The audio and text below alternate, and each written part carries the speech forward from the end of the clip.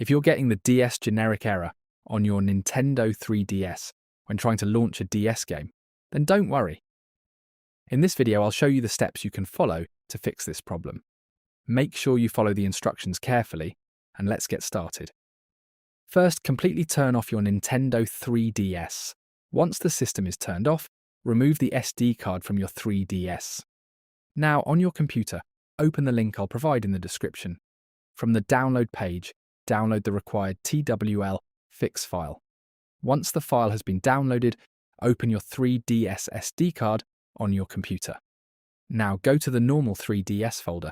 Make sure you're selecting the folder simply called 3DS, not the Nintendo 3DS folder. Now take the TWLFix file you downloaded and place it inside this 3DS folder. Once the file has been copied, safely eject the SD card from your computer and put it back into your 3DS. Turn your 3DS back on. Now open the Homebrew Launcher. Inside the Homebrew Launcher, look for TWLFix. Select it and wait for the application to load. If this guide helped you, make sure to like the video and subscribe for more Nintendo 3DS troubleshooting guides and tutorials.